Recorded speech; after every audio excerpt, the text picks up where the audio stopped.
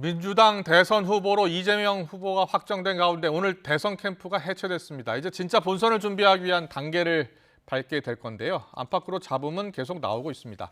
이낙연 전 대표 측은 결선 투표를 계속 주장하고 있고 국민의힘은 국감 출석을 예고한 이재명 후보에 대한 대대적인 공세를 예고하고 있습니다.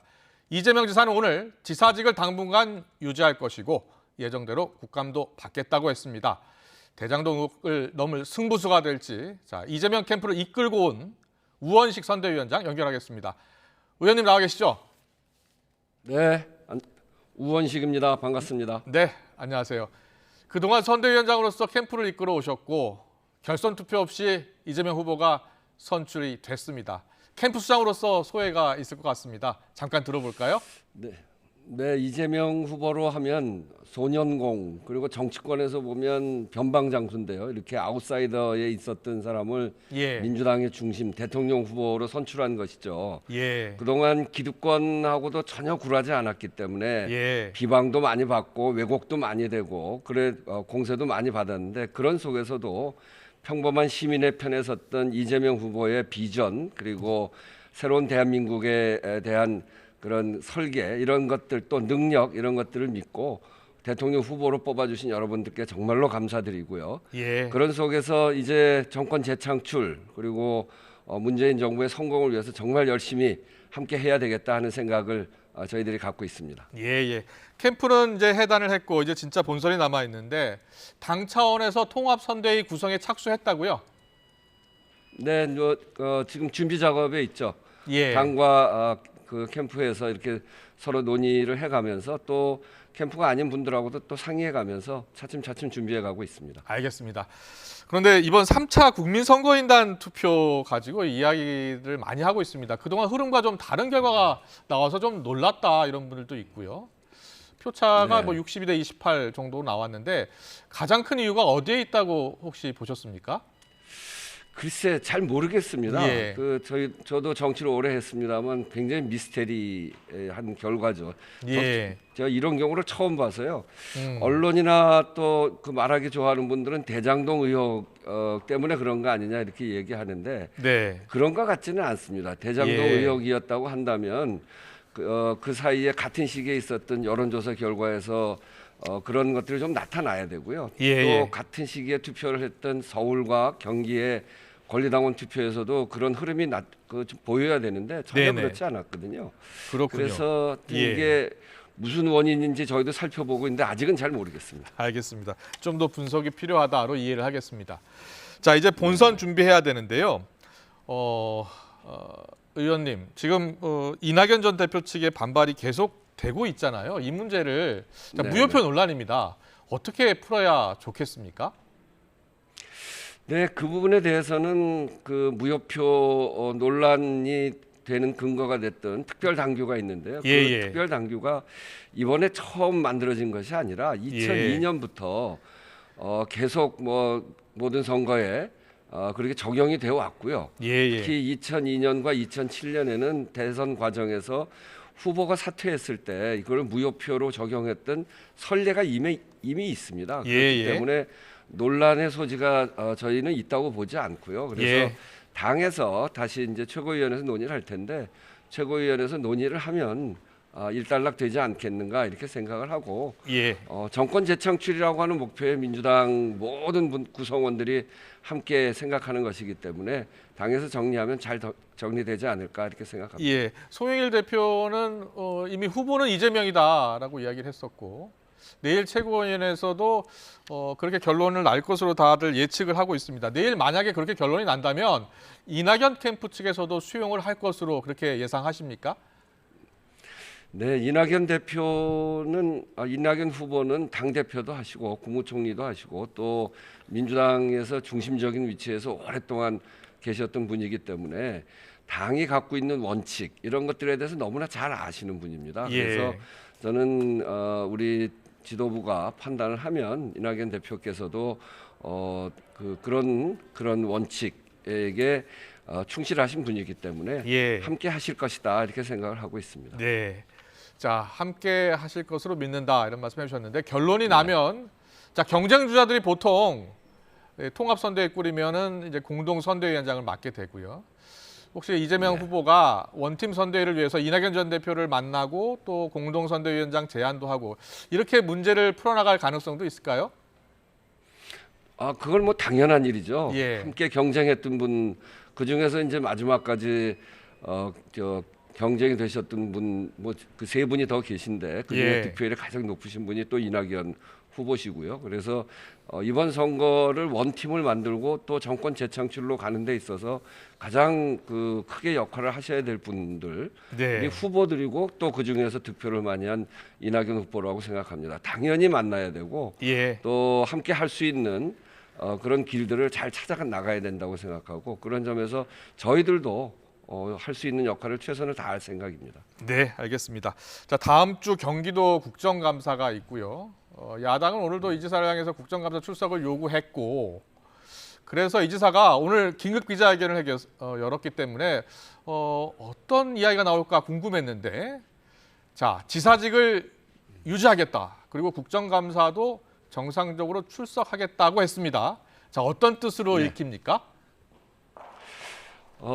그건 이제 국정감사가 이미 예정돼 있었고요. 예. 그리고 또 이재명 후보는 경기도의 업무를 하는 것을 매우 중요한 것으로 경기도민들의 뜻에 따라서 해야 된다 이런 그 약속을 했기 때문에 뜻에 따라서 해야 된다 이런 예. 생각을 이미 앞에서 밝힌 바가 있습니다. 그렇죠. 단지 이제 캠프나 당에서는 경기도지사를 수행하면서 대통령 후보를 하기에는 여러 가지 저촉받는 것들이 많기 때문에 좀 더 빠른 시일 안에 도지사직을 놓고 대통령 후보 민주당 대통령 후보로서 공식 활동에 들어가야 되는 거 아닌가 이렇게 말씀을 드렸는데 그럼에도 불구하고 이재명 후보께서는 국정감사를 피해가듯이 할 이유는 없다. 예. 당당하게 그걸 임하고 또 거기에서 제기되고 있는 문제들에 대해서 당당하게 이야기하는 것이 낫다 이렇게 판단을 하신 것 같습니다. 송영길 대표가 사실 어제 지사직 사퇴를 사실상 권유하지 않았습니까? 그래서 혹시 네네. 오늘 사퇴 발표하는 것 아닌가 기자들이 이렇게 생각을 하고 있었는데, 자, 그렇다면 우원식 의원께서는 지사직 사퇴가 언제쯤이면 좋겠다라고 생각을 하십니까?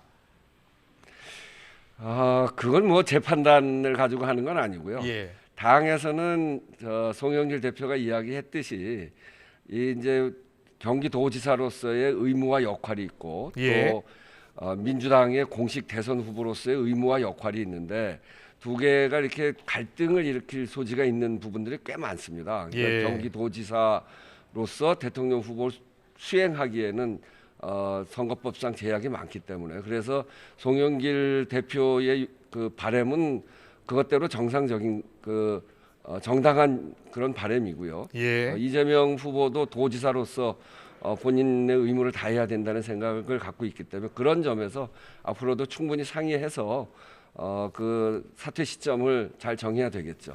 알겠습니다. 자, 경기도가 그리고 이재명 지사 명의로 성남시에 대장동 개발 이익 배당 중단 이렇게 권고했고요. 또 성남시와 개발공사도 부당 이득 환수를 지금 준비하고 있는 것 같습니다. 이게 실제로 가능할 것으로 보십니까? 예, 지금 저희가 파악하고 있는 거는 예.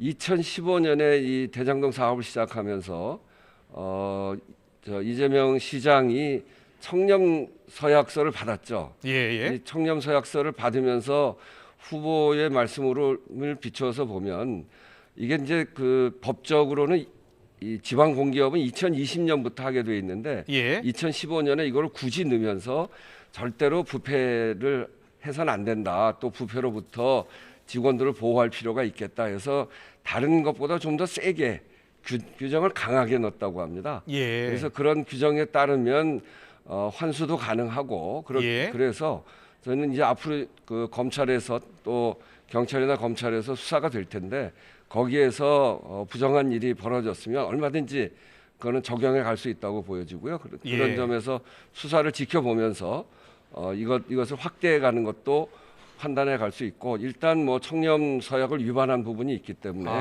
그런 부분에 대해서는 엄격하게 적용해 가야 된다는 게 후보의 판단입니다. 알겠습니다.